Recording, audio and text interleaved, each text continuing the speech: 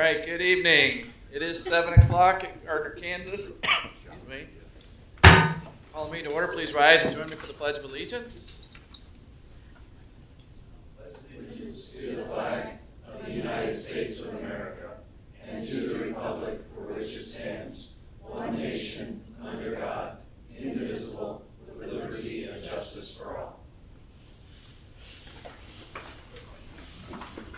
Good evening. Good evening. On this President's Day.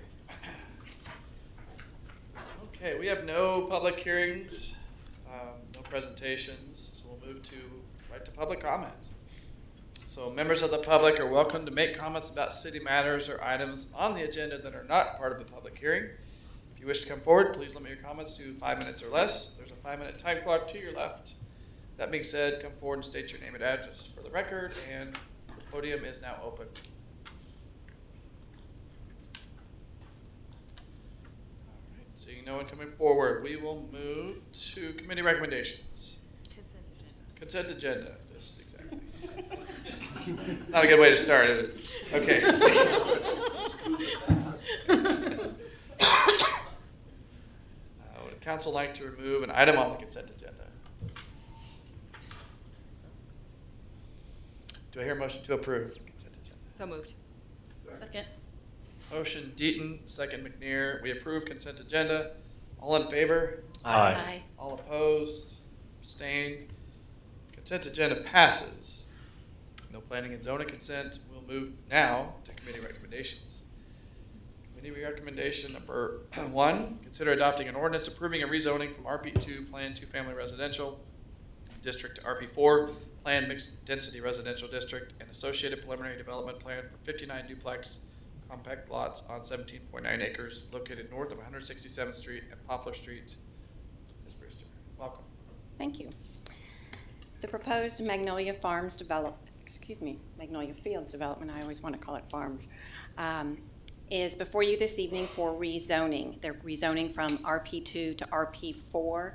The RP2 zoning, that associated preliminary development plan has expired, and they are coming back with a new plan and a different zoning classification. On the left side of the screen is a portion of the future land use map. You can see that the subject property is called out for low-density residential with some commercial at the intersection of Gardner Road and 167th. On the right side, I've outlined the subject property in general, and you can see the mixture of zoning districts that are around it. It's a little unique. You might notice what I'll call the dog leg leading over from the bulk of the property to Gardner Road, and that is based on the previous but now expired development plan referred to as Auburn Hills. The applicant's or the developer's intention is to dispose of that 25-foot strip by offering it to adjacent property owners. Originally, that was where a road was going to lead from this property to Gardner Road. But the preliminary development plan before you this evening shows 2 points of access off of 167th, as well as 2 stub streets to the north.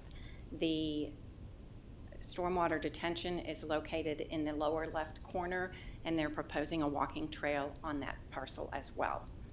The majority of the open space that would be usable is within the center of the development. It's a little over 1 acre, and they are proposing 2 shade structures, a walking trail through that area, as well as a sport court.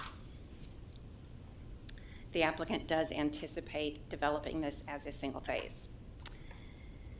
At the Planning Commission meeting in January, there was one property owner who spoke at the public hearing, and it was the property owner north along Gardner Road. He had some questions about access to this development as well as the provision of easements. The Planning Commission and staff are recommending approval of the rezoning from RP2 to RP4 with the associated preliminary development plan, and the applicant is present this evening. Thank you, Maggie. Is there any public comment on committee recommendation number 1? Council, do you have any questions or comments? Yeah, I had some. On the Title 14 foot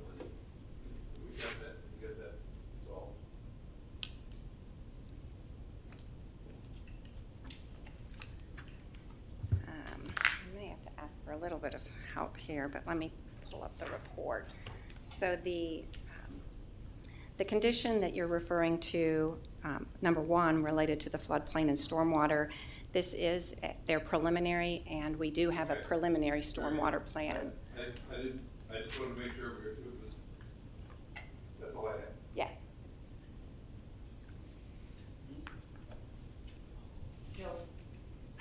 From a traffic perspective, we're going to widen 167th. You've got the intersection on the west side that will go north-south as well. And then on the east side of the property, there's already an intersection, well, not an intersection, but access to the properties to the south. Now we'll have one in the middle. Are we anticipating any issues in the future with additional traffic, particularly since we have the housing to the west that's going to be dumping on right there? I'm not really anticipating any. It's been accounted for within kind of the future plans for that section of 167th Street. If anything, we may need some turn lanes at some point, like right turn lanes or left turn lanes from eastbound traffic. So we'll incorporate that. And then with the 167th Street study that we're doing now, that'll incorporate, we already are looking at that right away for the easement to do those. Correct. Yeah, this gets us the right of way that's necessary for our future plans. Perfect, thanks. I did have a question. Yes, hey, Colin. Just wanted to find out your thoughts, maybe Dave's thoughts, on the density of driveways on 2 East-West Road. They look like kind of semi-collectors or whatever. There's a lot of driveways. Are those going to be double wide driveways, or what are they going to be? Only the left one is a collector. The right one is a local street. I'm talking about the roads that run parallel to. Yeah, those are local roads. Density for driveways and backing in and out seems pretty dense. I Yeah, don't sure, anticipate sure. any concerns. Okay, thank you. I'm just going to note one item because of the question from Councilman Baldwin too. You'll notice in the lower right-hand corner, there's this crosshatch area there. That is to allow for future right-of-way potentially across from an existing street that would go up into the development into the property adjacent to this. I figured that's Yeah, I just wanted to double check that because of the right-of-way we're acquiring along 167th. We're also having this dedicated for that purpose to go into the adjacent property. perfect. Thank you. I have a question because I'm still catching up on all of the new developments that are going in that area. I'm assuming we have a plan and that if this will require more fire department resources, we have some plan for growing with the new houses that are going in everywhere over there. FD1 looks at that Okay. themselves. But they're aware and they're, Yeah, They're the part of fire our district review. is part of our review process, so they sit on our staff technical review teams. They are given the plans during the review process and make comments to those effects, and then they are aware of any new housing units that may be coming on and how to serve those. great, thank you. Great questions. Any other questions or comments? Motion. So moved. Second. Motion Baldwin, second Deaton. We adopt ordinance number 2864, an ordinance changing the zoning classification of certain lands located in the city of Gardner, Kansas, under the authority granted by Title 17 of the Municipal Code of the city of Gardner, Kansas. City Clerk. Councilmember Johnson. Yes. Councilmember McNear. Yes. Councilmember Baldwin. Yes. Councilmember Deaton. Yes. Councilmember Ween. Yes. Ordinance 2864 passes. Committee recommendation number 2, consider adopting an ordinance approving a rezoning from C3 Heavy Commercial District to CP3 Planned Heavy Commercial District and associated preliminary development plan for a 128-room hotel on 3.2 acres located on the south side of New Trail Circle, approximately 500 feet south of 175th Street. Thank you. This application is for a Staybridge and Holiday Inn Express dual brand hotel with 128 rooms. The applicant is requesting to rezone from C3 to CP3 in order to allow for deviations. The hotel will be accessed by New Trail Circle and will have parking on all 4 sides of the structure. Sidewalks will be installed along the road frontage, as well as providing access from the building to those public sidewalks and private sidewalks around the building itself. Stormwater detention is located in the south side of the site. The yellow lines roughly outline a 66-foot wide gas pipeline easement, and the blue arrow is pointing at a possible access easement between this property and that to the east in the future, depending on what develops on the adjacent property. The building materials include a combination of brick and stone on the ground level with ephes on the upper levels, broken up through the use of different colors and some variations in the wall planes. The top graphic is the front of the building, which is actually the opposite side of from the interstate. The graphic on the right side is what you would see from 175th Street.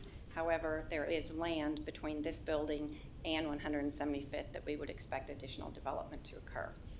And then on the lower left is the other elevation on the side. The rear facing the interstate was what I had on the title slide. A resident of the Prairie Trace development did speak at the public hearing. We actually had the public hearing at our November Planning Commission meeting. The applicant wasn't present, and the Planning Commission decided to continue the item until our January meeting because we have no applications for December. The item was brought back up at our January Planning Commission meeting. There was no additional public comment because there was no one from the public there to speak. Staff and the Planning Commission are recommending approval of the rezoning as well as the associated preliminary development plan and the conditions that were referenced in the staff report. Thank you. And the applicant for this item is also present. Is there any public comment on this item? Council? Questions? Okay. Do I hear a motion for committee recommendation number 2? So moved. Second. Motion Deaton, second Ween. We adopt ordinance number 2865, an ordinance changing the zoning classification of certain lands located in the city of Gardner, Kansas, under the authority granted by Title 17 of the Municipal Code of the city of Gardner, Kansas. Councilmember McNear. Yes. Councilmember Baldwin. Yes. Councilmember Deaton. Yes. Councilmember Ween. Yes. Councilmember Johnson. Yes. Ordinance 2865 passes. Committee recommendation number 3, consider adopting an ordinance amending chapters 1 through 3 of Title 17 of the Gardner Municipal Code. From time to time, it's necessary to review and modify sections of Title 17, the Land Development Code. Staff reviewed chapters 1 through 3 and lumped the proposed revisions together because these chapters are more administrative in nature. Chapter 1 is entitled General Provisions, and there are a few proposed modifications that I've outlined on this slide. In your packet, you have both a clean copy of the proposed revisions that's part of the ordinance, and then I also provided a red line copy so you could see exactly where those changes are being made. Chapter 2 is the definitions portion of our code, and we are proposing to modify some of the existing definitions as well as adding several more. Usually the common definition of terms would be acceptable, so it's therefore only definitions or terms in this chapter that are specific to land uses for the city of Gardner in particular. Chapter 3 is where we have the majority of the modifications. I would describe this chapter as sort of behind the scenes. It includes meetings between the applicant and staff leading up to the development application being submitted, public notice requirements, some of which originate from state statute, and timeframes in which approvals expire. The proposed amendments were presented to the Planning Commission for discussion at their November meeting. We did not ask for any vote at that time, but it was at the January meeting that we held a public hearing. The proposed amendments were reviewed by the city attorney representing the Planning Commission, And there was some discussion by the Planning Commission regarding the applicants being responsible for posting the signs and mailing the public notice letters, as well as the time frame in which approvals would expire. The Planning Commission ultimately took staff's recommendation and recommended approval of the amendments as written and presented in your ordinance. Any public comment? Committee recommendation number 3. Okay. Council, do you have questions? Dave, I know it won't stop it from coming up, but I did like that there's deviation and variance spelled out separately, clearly. Yeah, there were a couple of these things that through the conversations that have been had here with the governing body as well as that planning commission and in clarifying for the public, several of the definitions were just intended to do that so that people understood them from the ordinance. And then that way, when we're dealing with applicants and that'll help us in the conversation.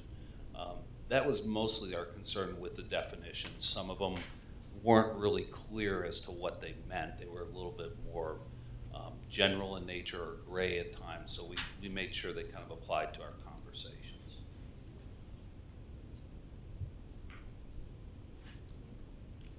No other questions? Is there a motion? So moved. Second. Motion Deaton, second Johnson. We adopt ordinance number 2871, approving amendments to chapters 17.01, 17.02, and 17.03 of the Gardner Municipal Code related to general provisions, definitions, and applications and procedures of the Land Development Code. Councilmember Baldwin. Yes. Councilmember Dean. Yes. Councilmember Wing. Yes. Councilmember Johnson. Yes. Councilmember McNair. Yes. Ordinance 2871 passes. Okay, thank you, Maggie. No old business. Move to new business. New business item number 1. Consider adopting an ordinance regulating traffic upon the streets, alleys, and highways of the city of Gardner, Kansas, incorporating by reference the standard traffic ordinance for Kansas City's edition of 2025 with additions and amendments as noted. Welcome. Good evening, Mayor and City Council.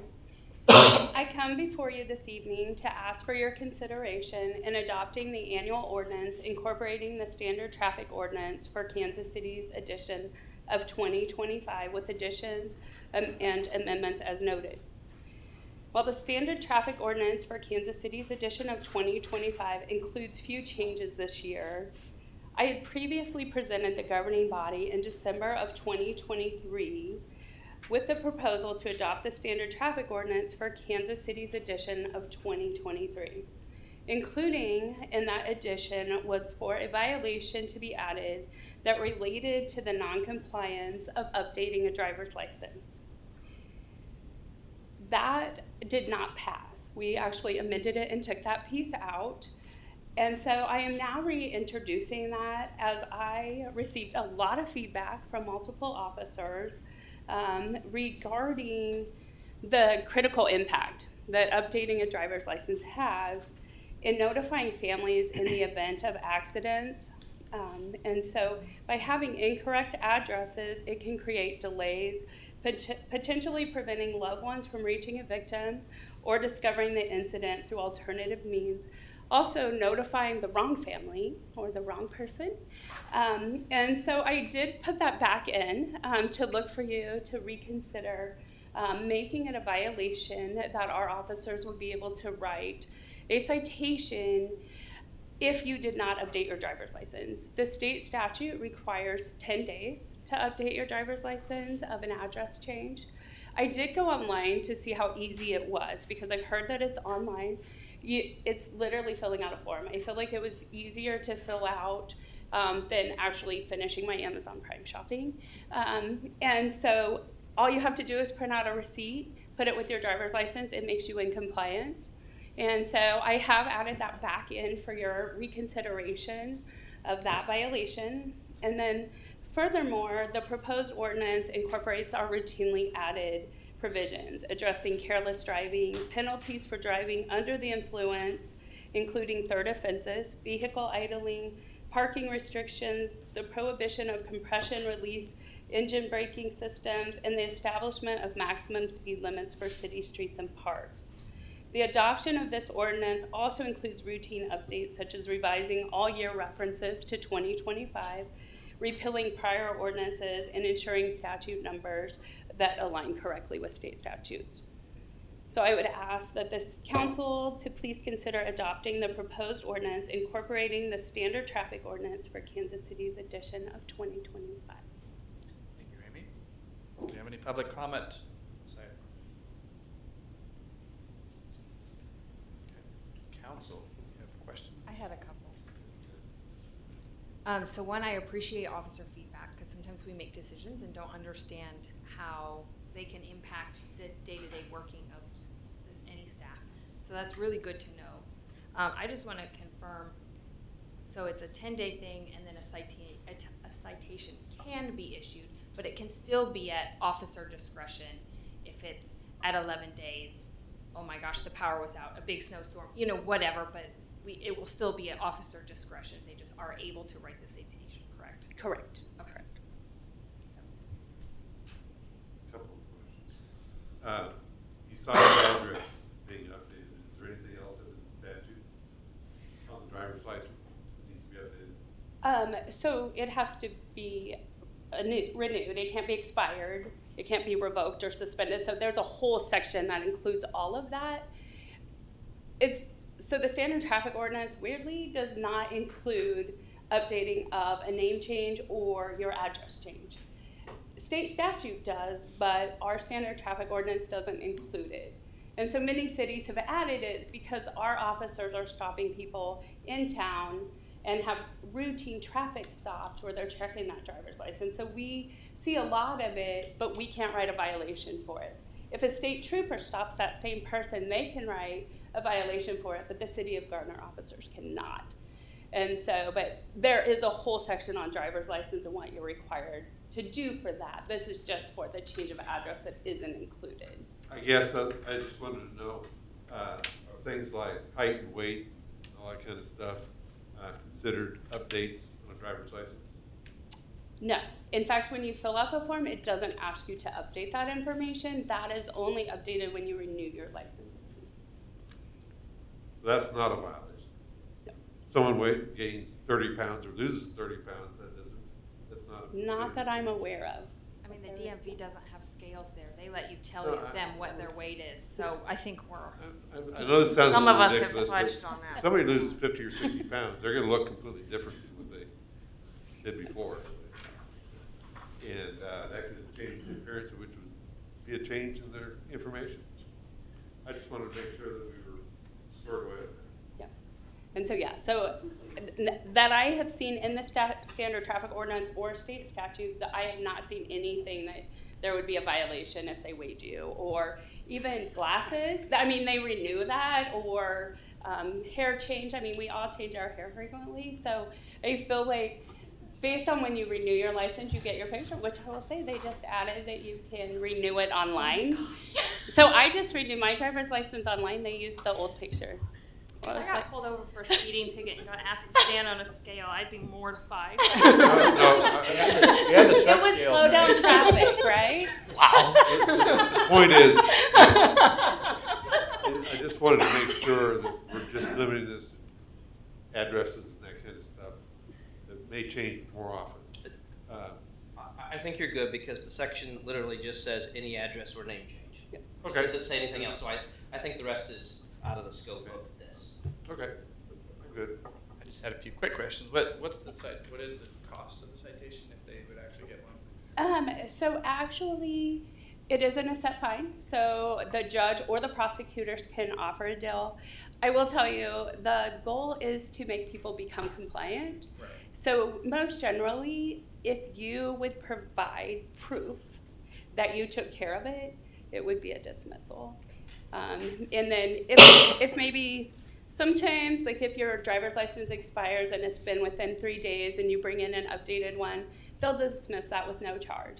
If it's within 30 days, then it might be dismissed with court costs. So that's at our discretion of the prosecutors on working out a plea deal. But most generally, it's to bring people into compliance. So once they do that, then they don't specifically put a big fine on that. Or Okay. Well, and I would assume that they would, giving the citation or not, explain to them they can go online and just simply do it, or where to go to make I it. believe People may that they not know. would. I wouldn't mean, I looked exactly- at them, but that I feel like most Maybe a little routine stops handcuffs. that they try to address people, and even I know that when it's insurance or a driver's license, that they tell them, like, if you don't have your driver's license with you, just take it into the court, present it, and so that they advise people on that matter. So Because some people may be thinking they have to go all the way through the whole Yeah. process. And go up to Yeah. the DMV and do all Yeah. that stuff. And it might be something that we could add to our municipal court page, also where you can go to pay a fine, that they could go to this link to update their information. My other question, I know it's state statute at 10 days, but, I mean, is 30 days more reasonable? I mean, people, if they move. I they think got if stuff it's going. officer discretion, Okay. then might as well stay in compliance, and this is just my personal opinion, might as well stay in compliance with state statute, just make it, and then let our officers have the discretion at when, if they wanna do education or citation or whatever. Okay. And I know the last time we talked about it more in the citation, right, the speeding tickets and things, I never even considered the informing family members of things, and so that's not something that I realized would be an issue, so I appreciate them voicing their concerns on that. Does the state charge a fee to change your address? So no, and you don't get a new driver's license, just so get you're the just updating piece of it, you paper. print out the receipt, there was no fee associated to it. And if you wanted to update your driver's license with the address, then it would probably be like the $16 fee at going to the DMV. And you do have to go to the DMV if you want a new license. So just to be clear, if you move within town and you don't want to pay the $16 fee to have a new card issued, you have to carry that receipt with you forevermore until you get your next driver's license hard copy? Correct, yes. I don't That's your think- choice, though. Yep. Yeah, I mean, that is your choice. I don't. Would it be on file somewhere? The important tool is that when the driver's license is ran through the Yes. system, we would get the updated Yes. address. Okay. Yeah. So it's, Yeah. if they didn't have the receipt, that's still a violation, but the important note here is that we would still be given the updated information. Okay. All right, does that sound good to everyone? Any other questions? Okay. So moved. Do I hear a motion? Heard one. So moved. Second. Motion Deaton, second Johnson. We adopt ordinance number 2866, an ordinance regulating traffic upon the streets, alleys, and highways of the city of Gardner, Kansas, incorporating by reference the standard traffic ordinance for Kansas City's edition of 2025, and all acts supplementary and amendatory thereto, prepared and published in booklet form by the League of Kansas Municipalities, certain chapters of Title 10 of the Municipal Code of the City of Gardner, Kansas, 2025 edition, with certain deletions, omissions, changes, and additions, prescribing additional regulations and repealing ordinance number 2789 under the provisions of KSA 12-3009 through 12-3012 and KSA 12-3301 and 12-3302. Okay. Councilmember Deaton. Yes. Councilmember Ween. Yes. Councilmember Johnson. Yes. Councilmember McNair. No. Councilmember Baldwin. Yes. Ordinance number 2866 passes. New business item number 2, consider adopting an ordinance fixing certain standards of conduct for persons within the city of Gardner, Kansas, making violation of any such standards a public offense, subject to penalty, incorporating by reference the Uniform Public Offense Code for Kansas City's edition of 2025, additions, deletions, and amendments set forth therein. Okay, so the Uniform Public Offense Code, the most notable change made by the state this year is the inclusion of trespassing on a critical infrastructure facility.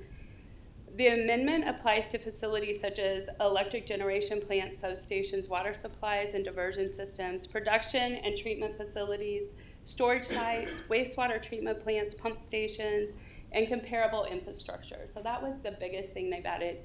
And in years past, we've seen them where they're adding more and more named facility types. And so this was just kind of routine with their updates. And then the staff is requesting an addition for an unlawful camping ordinance that would read as follows. 6.7.3 unlawful camping. Camp means to use property for living accommodation purposes, such as sleeping activities or making preparations to sleep, or storing personal property, or making any fire, regularly cooking meals, using any tents, or living in a parked vehicle. These activities constitute camping when it is reasonably appears, in light of all circumstances, that a person is using such property as a living accommodation. Public infrastructure means bus shelters, public parks, park trails, park benches, park shelters, bridges, or overpasses. It is unlawful and a public nuisance for any person to camp in the following areas unless otherwise allowed by Gardner Municipal Code. Public infrastructure within 10 feet of any doorway, loading dock, stairway, or fire escape, within 50 feet of the center line of any trail or sidewalk within city limits to protect the health, safety, and general welfare of the citizens of the city. This addition is intended to establish clear guidelines for officers, ensuring consistent and respectable responses when addressing complaints.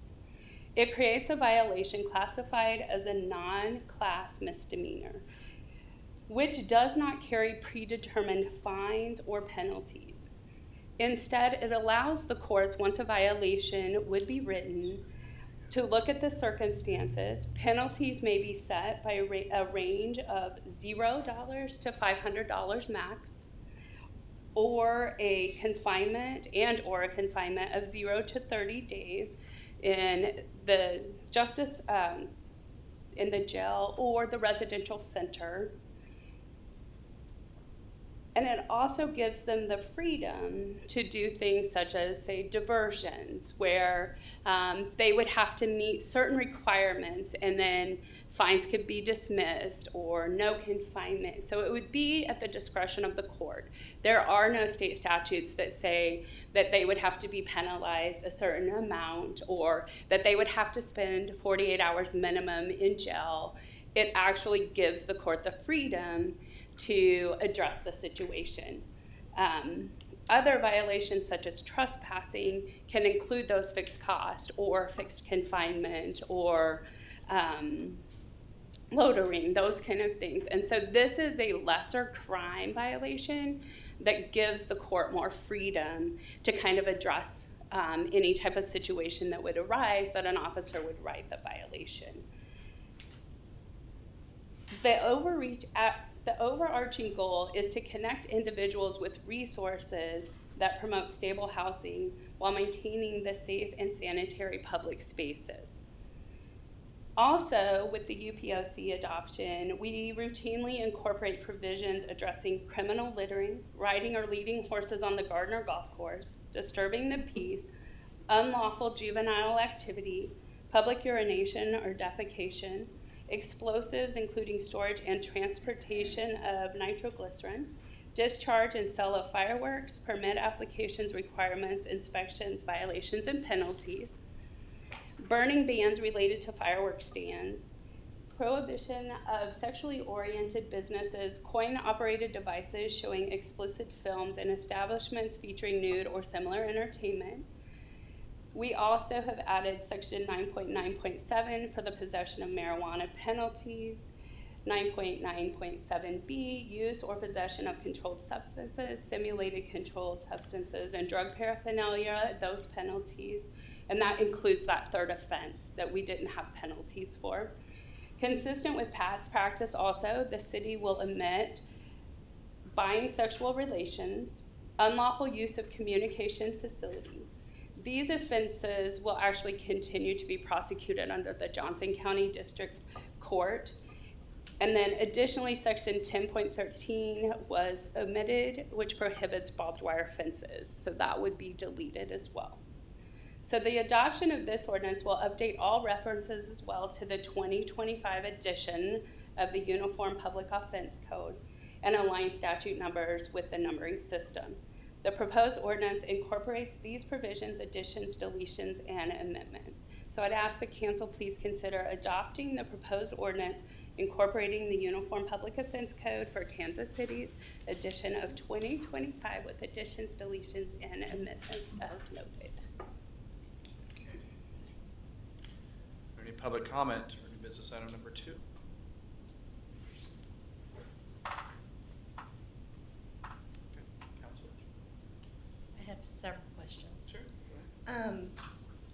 This, in particular, when it comes to the unlawful camping, is this proposed addition, is it complaint-driven? Is it reactive, proactive?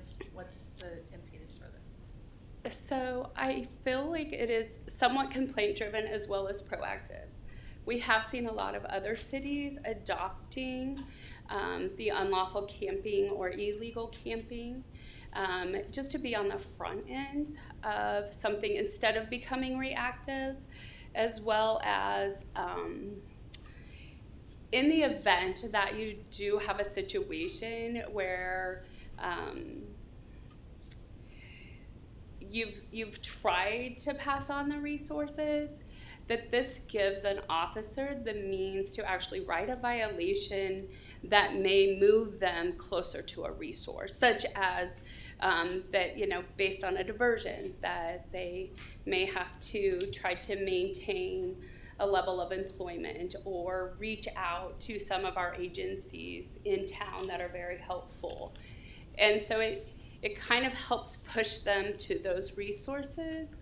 And in the event that something might be more unruly, that they have a lesser of a violation to write under.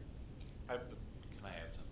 I do want to make very clear, this is not, when we enforce this, we have to enforce it evenly and not, so anybody who's camping illegally on city property, whether they're indigent or not, someone who just decides they want to go camp and they don't have a permit, we have to apply it legally or equally.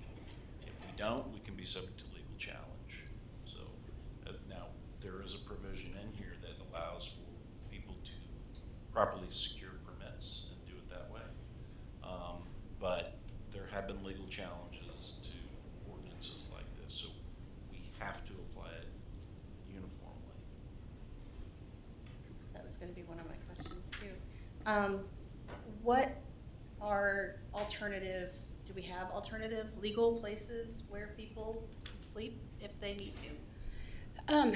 So as we don't have a shelter, we do have local agencies who often will put individuals up in hotels, churches who will also take in individuals, other cities who do have resources, Johnson County mental health. Depending on the situation, it kind of varies for which situations would be in front of, I would say, the court on what they would recommend the individual do. It also would depend on any of their history as well, on what they would ask of the individual. I did some homework on this coming up into this week. And I spoke with the shelter in Lenexa, who says they are overcrowded and they don't have room for more people. I spoke with United Community Services of Johnson County, and also with the school district.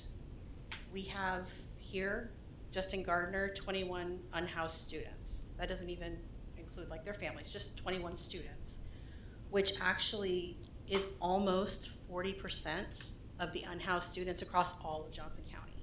So we have a disproportionate number of students here.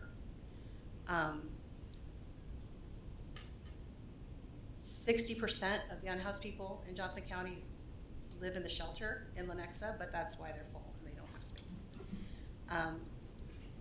I have very strong concerns about this, especially if you're telling people that they can't stay in their cars, where these families are going to go since there's no room for them in the shelter.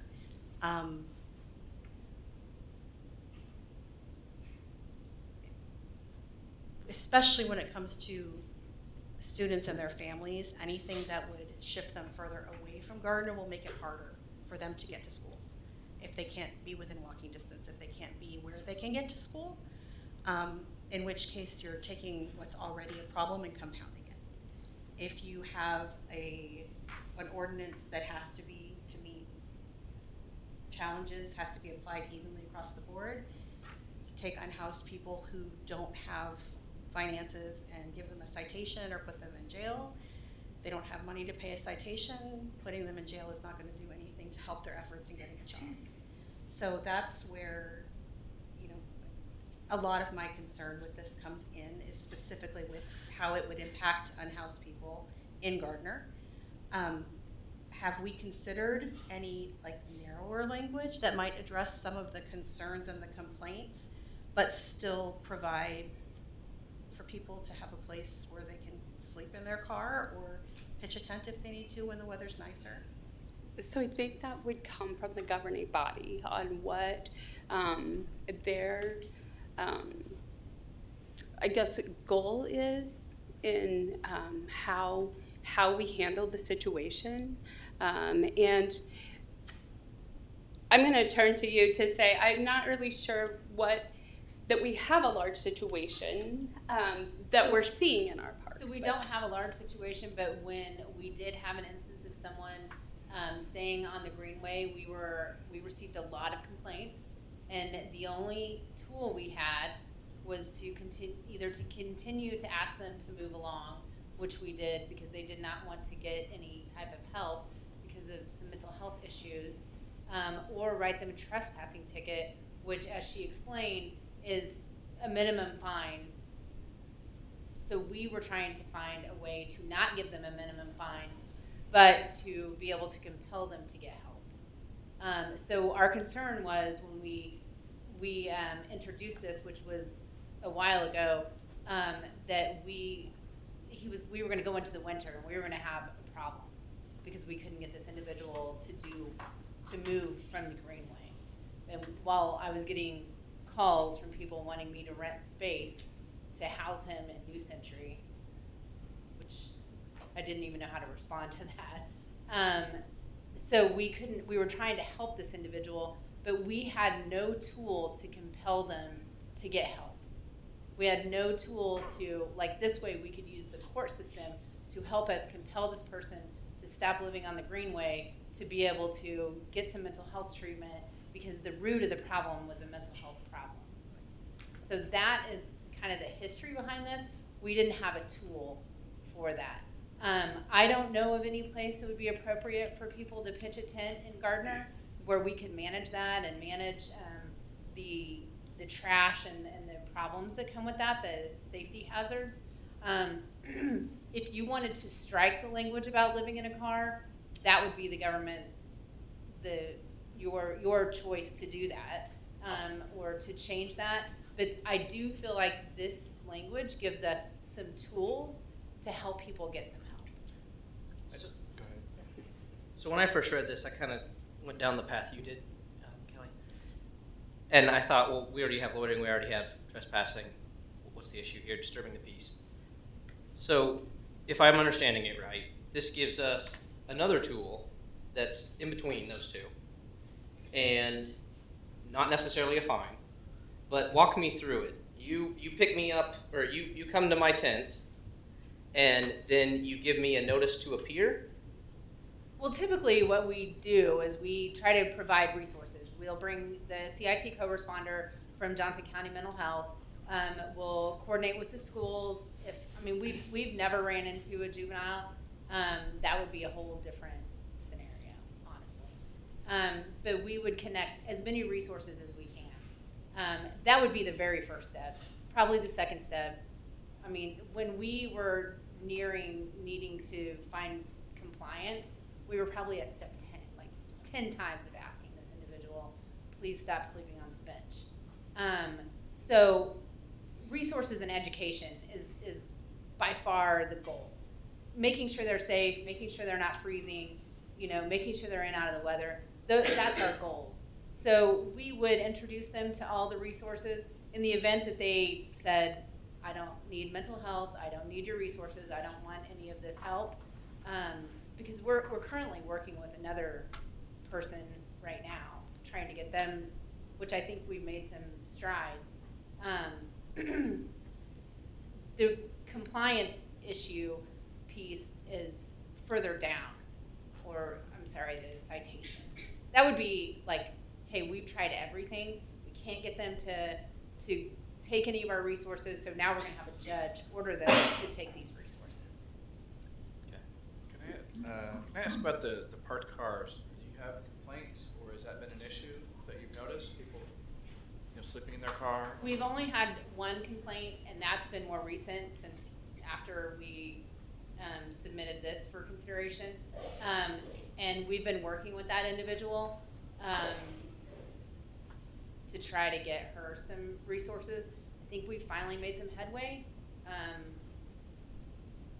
It's hard to speak about it. Chief Walden, I had one question for you.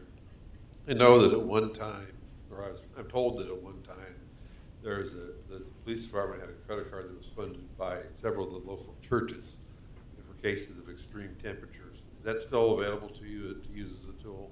Yes, it's a transient fund, and it is funded by many of the churches, and we can use that and do use that for situations that arise. We typically, it's emergency, and it's people that are moving through the area. We have a list of qualifications, and then we do pay for them 1 to 2 nights in a hotel room. And so we are lucky enough that we do have that resource available, and we do use it. Thank you. And I'm not sure if I said, that's funded by the religious Right. organizations in our city. That was my understanding, that several of the local churches have set that up as a emergency situation for people in cases of dangerous weather, whether it be extreme cold or extreme hot. And that's at the police department's discretion. They have used that credit card to use at their discretion as needed. Is that accurately stated? Yes. All right, so I looked at it from a different aspect, and I completely understand where you're coming from, and I think we've had the discussion about this individual from the council perspective in the past. And I really appreciate the way that you're coming about this. I would really wish that we could codify the good intentions better. Because part of me, I look at this and 50 feet from the center line of any trail. Well, my backyard is 50 feet from the center line. Or potentially, I don't know, I didn't take a tape measure. So I looked at it more from a nefarious standpoint, maybe, that you guys are going to be called into my backyard every time that I light a fire, anytime that I decide that I want to put a tent in my backyard that just happens to be close enough to the trail. How do we keep that from turning into? Well, private property would not fit under this camping ordinance. Yeah, I think I'm with you. That was one of my follow-up questions. I don't think it's clear enough that it has to be public property. And I think we pirated this language from other cities. I mean, I think most of it brings it up, but C2 and C3 don't say that it has to be on public property. And we can definitely clarify. I mean, that is definitely the spirit of the language, so we could definitely clarify. Because certainly the next motion that we have talks specifically about parks and public park, which if that's what we're trying to get at, I'm also want to make sure, we got into the situation with Aspen Place Aspen Place, right? Not that it turned into this, not that it could, but I want to make sure we think about certain scenarios like that too, that we don't get into a situation of our own creation. And I don't have an answer to it. So, I have a question along those lines. Are there any parts of the greenway that 50 feet from the center line is still public property and somebody does get out there with a tape measure? Because there's some big field areas and then they get out there with a tape measure and my tent is 51 feet, because like the spirit of it is we don't want people camping on That's public. still public infrastructure, though. I mean, if it's still 50 feet, still. Then why do we have to clarify that it's within 50 feet of the center line? If we just say no public property. Well, because they're talking about a sidewalk, which is not technically. I mean, there's an easement there, but it's on private property most of the time. I was just asking. You So I think, Made me think of it. I do think if you clarify that if it's on private property, Yeah. it's not being enforced, that would help a lot. So one thing, so our parks already close at 10 p.m. So if we find somebody currently, our option is to trespass them, which is a mandatory fine. This opens us up to not having to fine people. Well, and yes, and it clarifies trespassing on public property. It's just it's a better fit to the violation. I had an unrelated to the camping part of this question. What is a simulated controlled substance? I hadn't heard that term before. It's fake, like someone that would sell something purported to be marijuana, but it's oregano. Okay, okay. And that does happen. I wanted to go back real quick to the parked cars. I mean, in general, I mean, if people are down on their luck and they need a week or two in their car, I mean, if it hasn't been a problem, I don't know. So I think that the spirit of that language also is carbon monoxide poisoning. It's dangerous to live in your car. But I certainly understand if you want to I take just that wonder if out. maybe there's more than are that we just don't know. I would venture guess that there could be, or they're not staying within the city. But I would guess that we have more people probably in parked cars than in tents. And the only reason I base that on is by knowing that, we have at least the families of these 21 students. And when I drive around Gardner, I've never seen 21 tents Right. pitched on the side of the road. So I'm assuming they're sleeping in a car or a minivan or something A like lot of the that. students couch surf.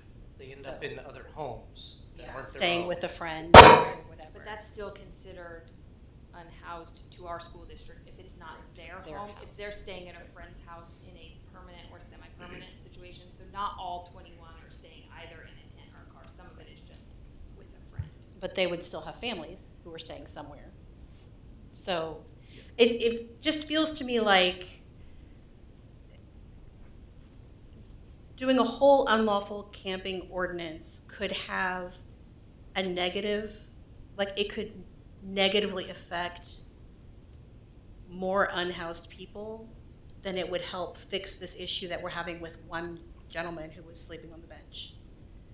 It seems like overkill to fix that one issue. So I'm wondering if we can either narrow the language or, But I almost think it's fixing it in a more compassionate way by not forcing a fine. We can give them a $0 citation, because one of your issues was we are fining somebody who's already down on their luck. This gives our officers an option to not do a fine. well, right now, if they're sleeping in their car on public property that's not a park, it's not even trespassing. I mean, so there wouldn't even be a trespassing fine. well, unless, like we've had the apartment owners call and ask us to have the person move along. But there So then isn't we're the trying- apartment complex, wouldn't that be considered private property? And they can have them. And they can trespass. have them, but if they're on public property that's not a park, that doesn't have hours that they close, then there's no trespass anyway. Right, but does this apply to the apartment complexes? So we wouldn't have to trespass them from there? We could do the unlawful parked car and not do the citation? Or is that only public property? So this is actually considered for the public infrastructure, and then the 1, 2, and 3 in C. And so it would have to meet these requirements for them to find that they would be in violation. So the public infrastructure within 10 feet of any doorway, loading dock, stairway, or fire escape, and then the 50 feet of the trail or sidewalk within city limits. I have another question. Is this written to help and provide our police department with additional tools to enhance or enforce neighborhood security for homeowners? If you have somebody camping out in an area, does that provide better security for the neighborhood and the homeowners in that area? This was written in response to the complaints that we received. And yes, it would be to keep not just the homeowners, but also the people that are camping or sleeping in parks. Or pedestrians, or? Right. Everyone. Okay. So, to me, it seems like we're having a little bit of conversation here. We either have to decide whether or not we think it has merit to provide the police with a tool, and if we do, then we need to define the scope of that tool, whether or not it's in a car or not a car, private only, or sorry, public only, etc. So, where are we at with doing it at all? Because it sounds like you're thinking this is too much Yes. for an isolated event. I think Casey was trying to get at that it could be proactive and useful, and I think that's what the PD was getting at. So, where are we at? So let me suggest. I think for the language that's here, if we strike the line about living in a parked vehicle, because maybe I don't know the south side as well as I should, but you're gonna be parked in a street, not necessarily, like Celebration's the only place you can park more permanently, and it's gated, and I mean, intense and everything else, I on public property, I mean, I think I understand. I don't know if we can Can I lay out a scenario that just go for it. rolled through my head? Public parked cars. Let's say somebody is making me uncomfortable living in their parked car for 3 weeks straight in front of my home. Not in a park, not in a public parking lot, but in front of, you can't ask, my neighbor can park in front of my house because you don't have to only park in front of your own house. So if it's somebody that is parked directly in front of your home, your kids walk to school, and that could create a problem in neighborhoods. Casey, that was exactly my point for the question about enhancing neighborhood security. Because when there's strange cars parked out in front, and there's people living in it, it makes people nervous that legitimately live in those areas, own the homes, and they're worried about their safety and their kids walking and their to kids school. walking to school, playing outside. This really has some pretty. But this offers some compassion where Right. they can then be offered without a fine to, hey, here's some resources or whatever. But what would if I complained about a car in front of my house for 2 weeks, but it moved, for an hour a day or whatever and just came right back, there's nothing that could be done. Right, currently there's not. Right. Because we've had that problem before with cars that just they get moved, every 48 hours that far, right? Because they're decrepit. If we did move forward with it, I would definitely like to see where in Gardner people could park their cars, or like concrete examples of places they could. Because just like going over the Gardner map in my mind, I'm like, okay, well, that would be out. That I can't picture any place where that would be okay.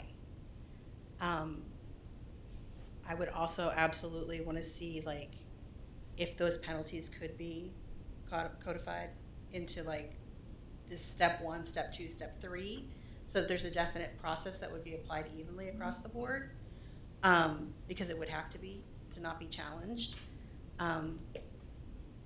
But I still, not being able to picture any place where people could sleep makes me really hesitant. Do we have a majority if we don't talk about cars for a second? That this policy for public property is a good idea? I think Yes? we do. Okay, so we really just need to talk about the parked cars. Okay. The only thing I don't know is I don't know how many people are sleeping in tents. I figure most people are sleeping in cars, Yeah. it's a big but cost. I don't know.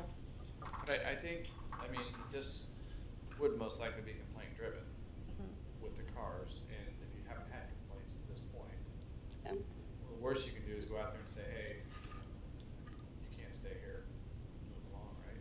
We have one complaint now, and we've been working with that individual pretty consistently to try to get them resources and assistance in that.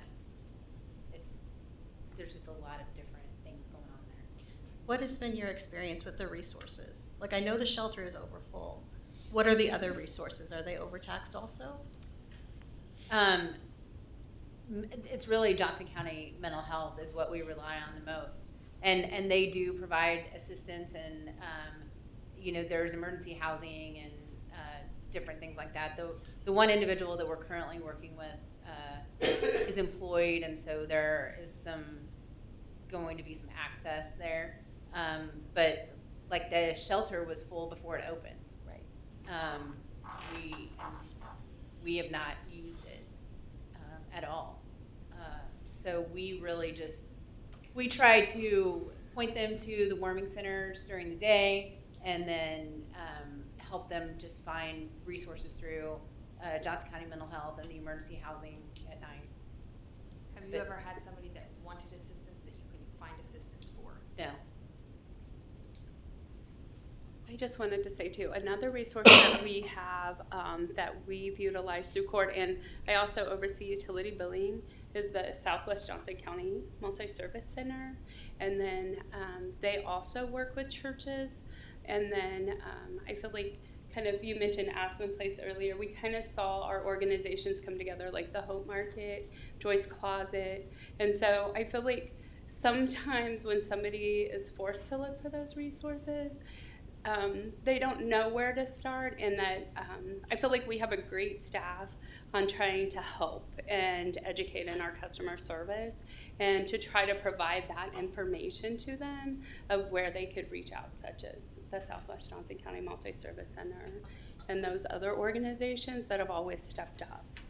And so, even our smaller organizations locally. And when we were dealing with Aspen, I learned, I don't know if anybody else had already known this before, but when there is homeless youth, the school will provide transportation wherever they get located.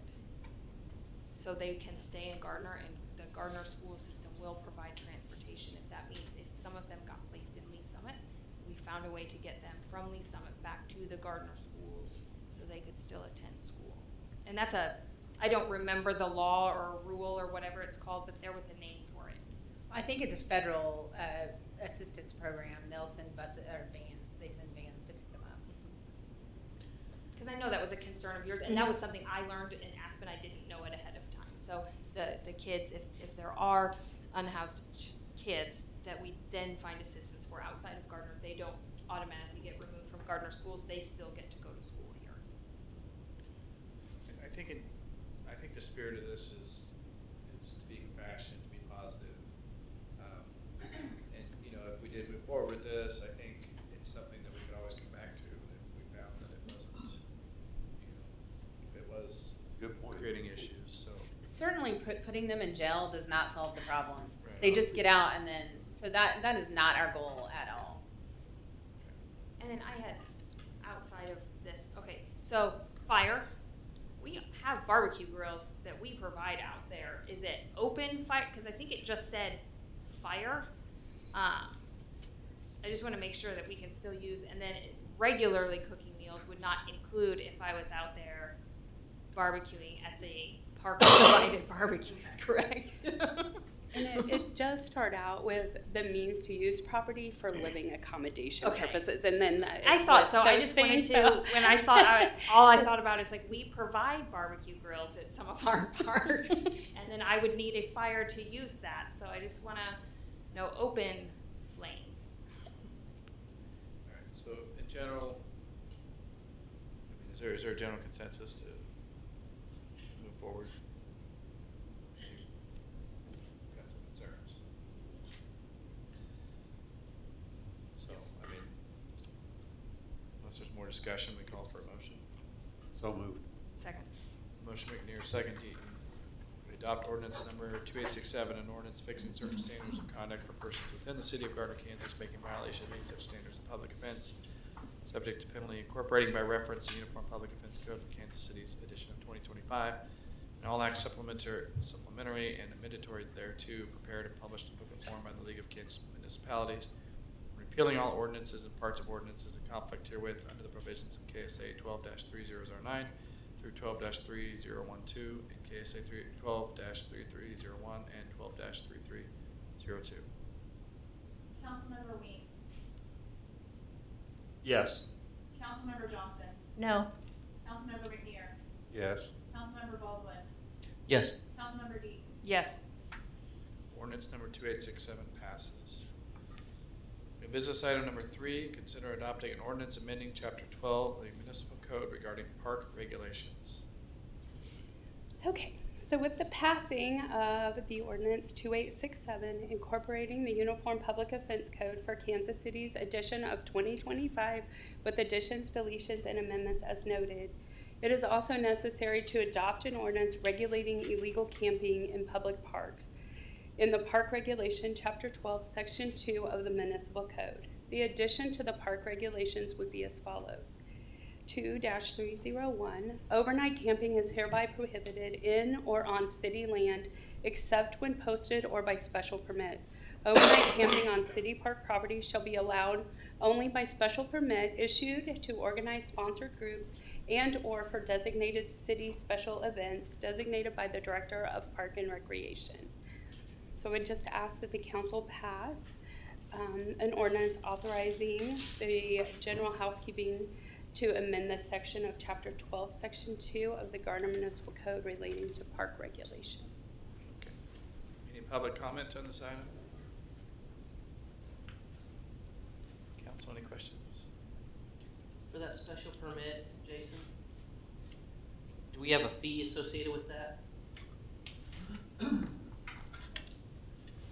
We'd usually waive the permit fee if it's associated with one of our activities. Okay, but like, I could understand there being a fee for, you're camping overnight for a barbecue competition. Right. But if, you know, a scout group wants to camp, it doesn't really make sense that we charge them. Typically for those, we don't. We have, in the past years, scout groups that have camped down behind the dam. We just waive their shelter reservation. All right, thank you. Is there a motion for new business item number 3?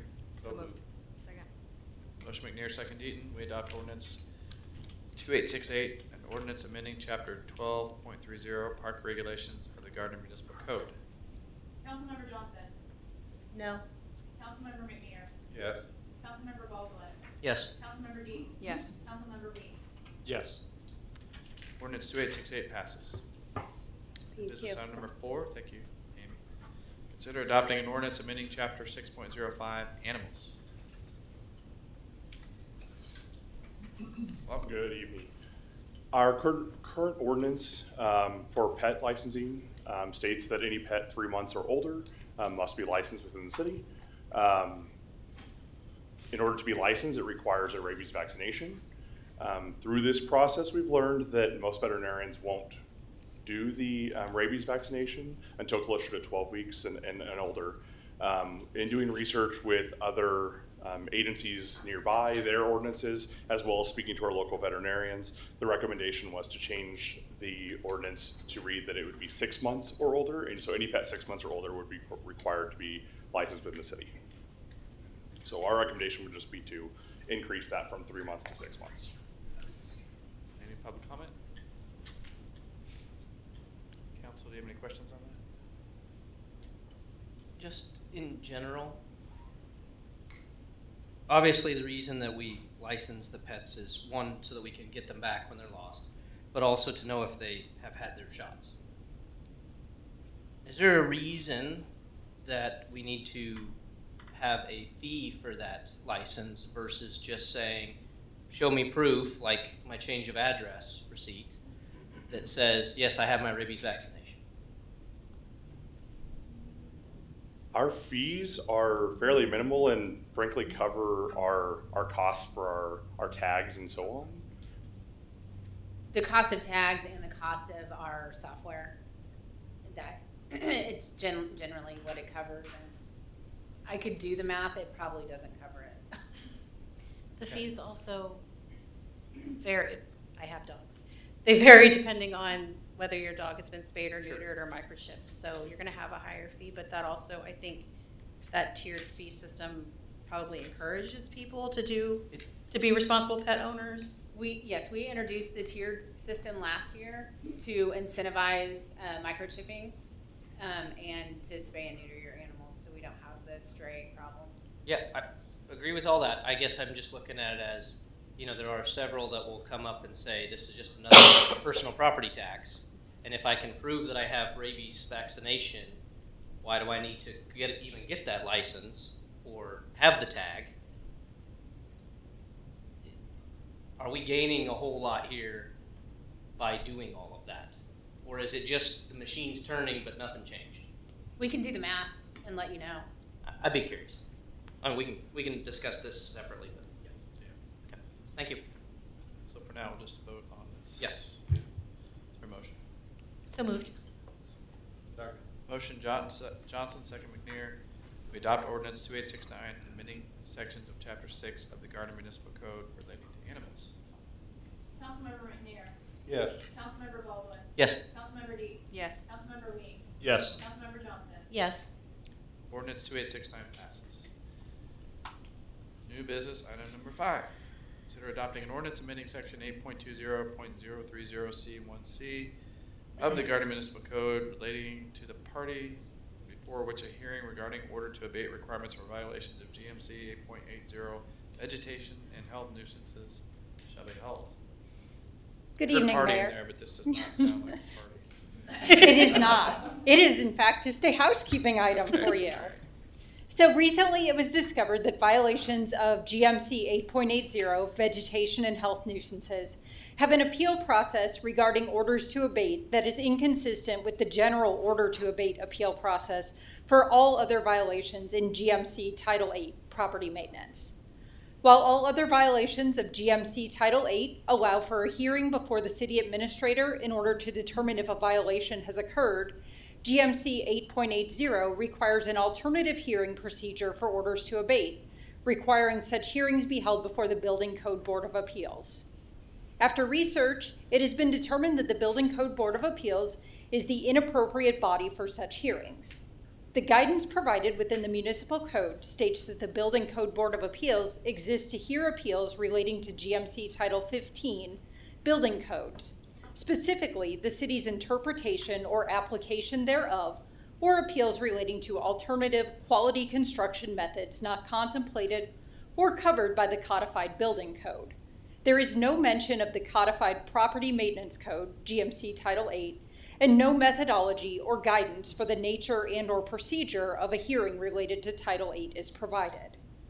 Given the inconsistency between the hearing procedures in GMC Title 8 and given the stated purpose and nature of appeals to the Board of Building Code Appeals, staff recommends amending GMC 8.20.030C1C, both to allow hearings for GMC 8.80 to occur before the city administrator and to provide additional guidance relating to the nature of such hearings. Thank you, Amy.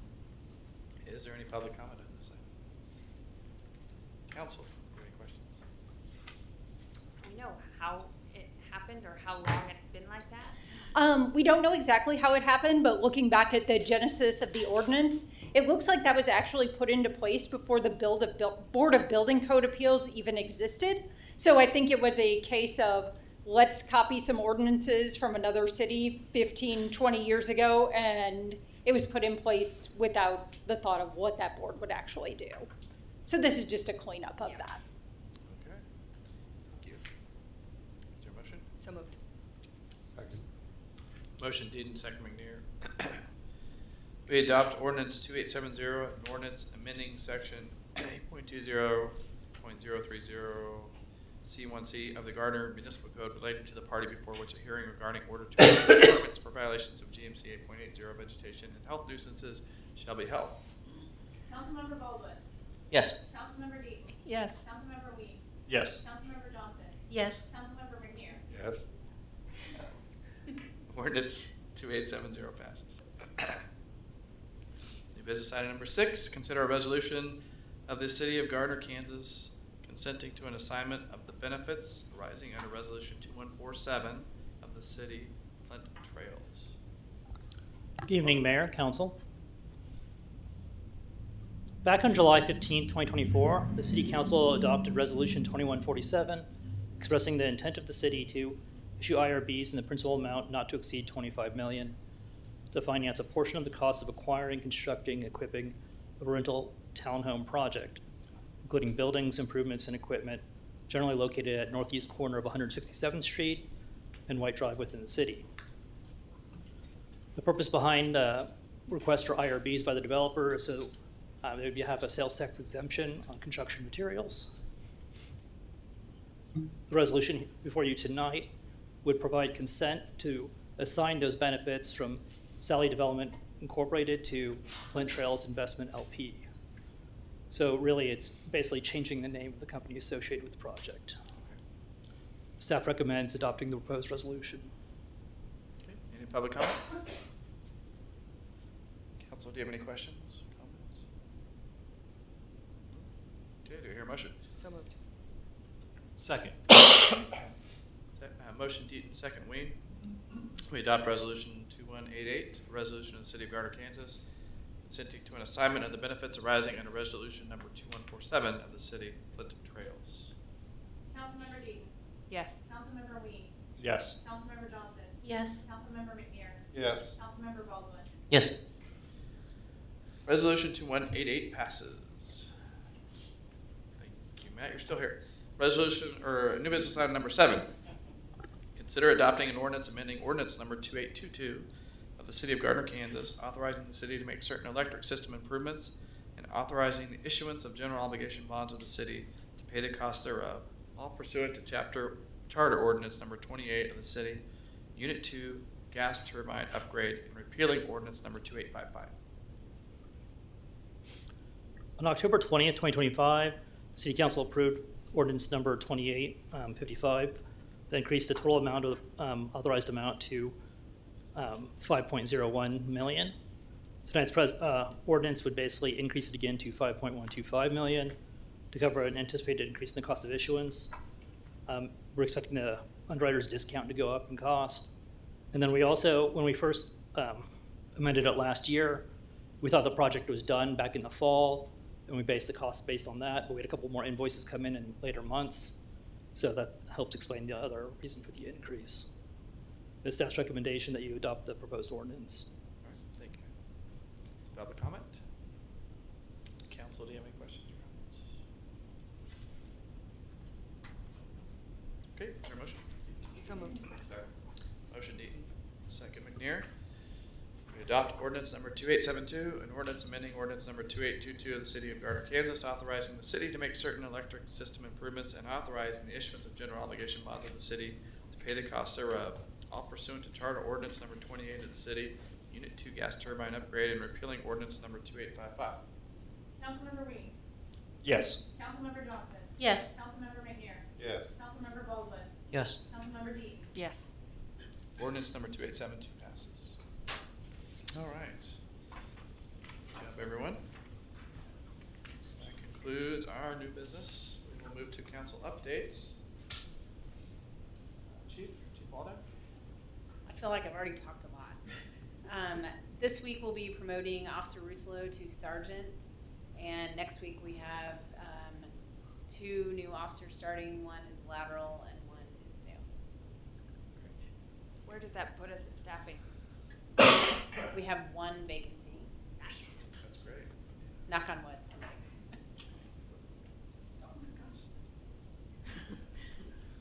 City Clerk, Renee? I have nothing tonight.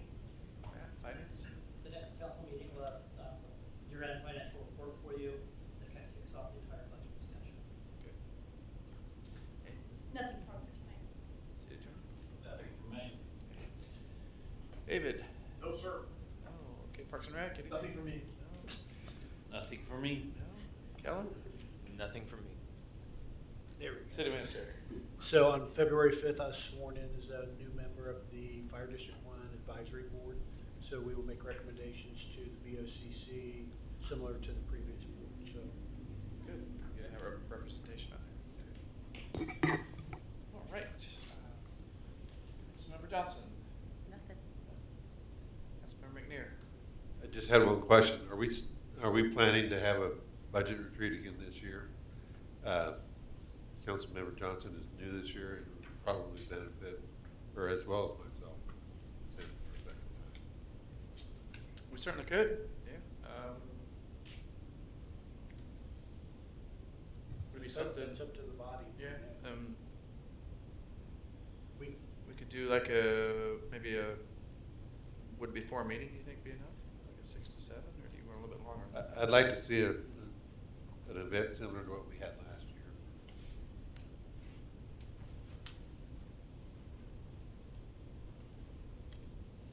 I mean, I'm okay with it. Do you have two new or one new? I mean, until we get into it, we don't know how many things are really new or different, so I can't really say if it's gonna gain a whole lot or not, so I'm open to it, but. When did we do that last year? What time of the year? Do you It was remember? the day after, I think, the financial report. So you gave financial report that either, let's say it was that week or the next week that we had. and we're meeting with Councilwoman Johnson Wednesday, so we could wait and see what her comfort level is after that meeting to see if it's something that she wants to do. Yeah, I mean, maybe see how. Yeah, that's a good point. Because throughout the meetings we can, we'll be seeing budget and Well, we don't- presentations. We don't approve it until August, September, so we've got plenty of time if we wanna throw in a work session, as we start getting into it. Yeah, let's keep that in the back pocket maybe. Is it- Okay, see how it goes. Okay. Anything else? Oh, okay. Councilwoman Lee? Nothing for me. Council Vice President? I have nothing. Nope. I don't think everything either. So I'll hear a motion to adjourn. So moved. Second. Motion Deaton, second Ween. We adjourn. All in favor? Aye.